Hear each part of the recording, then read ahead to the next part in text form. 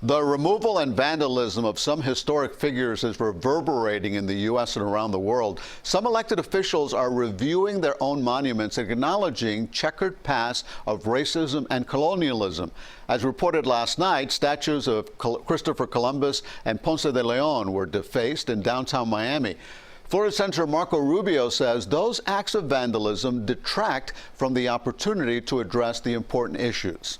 This is the best opportunity we've had in my adult life to finally deal with the issues of racial injustice and racial inequality. You see a substantial majority of Americans across the political spectrum that are finally willing to pay attention and do something about it. And the reason why it upsets me is every second that we have to spend focused on those people and stopping those people is taking away from the focus that we should be placing on this important issue of racial injustice, of racial inequality, on dealing with the disparities that exist in our country that are frankly holding us back. Joining us now is Dr. Marvin Dunn, a historian and professor at FIU. Marvin, it's good to talk to you. Is the senator correct? Is the debate over Columbus and Ponce de Leon a distraction that's taking attention away from the issues at hand, which are police misconduct and social justice? I think Senator Rubio is a little bit late to this issue and is hardly in a position to talk about what needs to be done for racial justice. He has supported a president and a party that has destroyed civil rights advances in the last 50 years. So it rings hollow to me that he should be calling now for dialogue. And Dr. Dunn, speaking of these statues in particular, do you think that there's a place for them, not out in the open, in the public, but maybe in museums, not to glorify them, but maybe to teach future generations about the past? It's okay if they're supported by private organizations, private institutions, but for the state of Florida, much less the United States of America, to put up statues of people who were racist, who killed Native Americans on purpose, who fought against the Union, why would we glorify that today? So no, those images are not appropriate, and they should have come down a long time ago.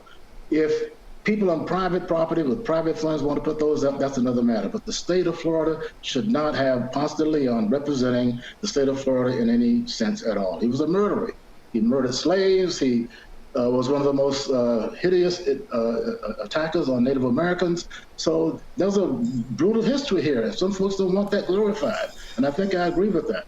But Marvin, you've lived in this community a long time. Those statues have been here for decades. If we're discussing that, aren't we taking away from the discussion of police misconduct and social justice and the changes that we can make rather than going back 400, 500 years? Totally agree with you.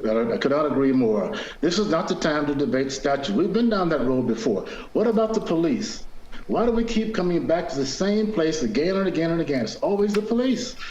We need to solve this problem. The difficulty with policing is that the police are there to protect the community, not chase criminals. We need to change that mindset. The best way, in my opinion, to really fight crime, to reduce crime in high density, high crime areas, get a couple of police officers, give them a lawn chair, let them sit for 8 hours on the most crime-infested corner in Overtown or Liberty City. Let them just sit there for 8 hours. Good officers, respectful officers, and watch how quickly crime drifts away from those places. We need to get our officers, good officers, out of these cars, in contact with the community so that we can get to know them, they can get to know us, and when people need help, they would come to them.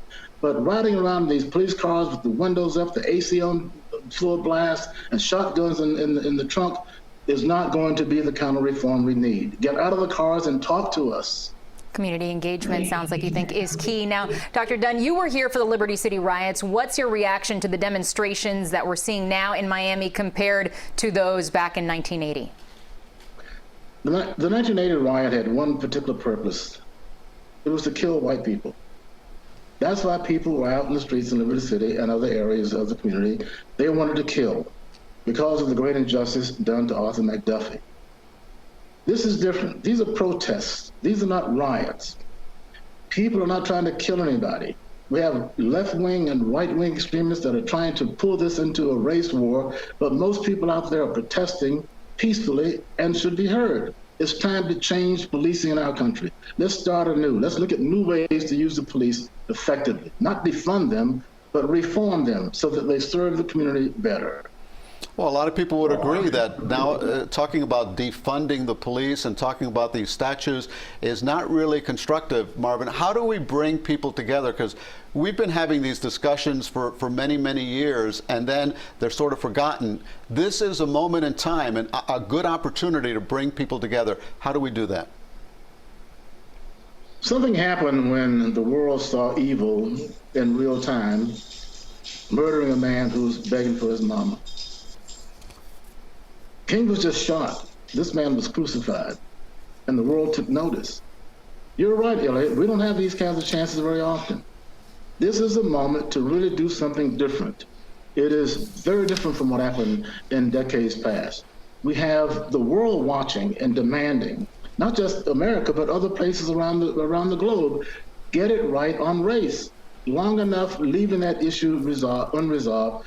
Let's come together and get race solved as a conflict source in our society and elsewhere in this world. We can do this. Many of us would like to see that. Marvin Dunn, thank you very much. Always a pleasure talking to you. My pleasure. Thank you, guys.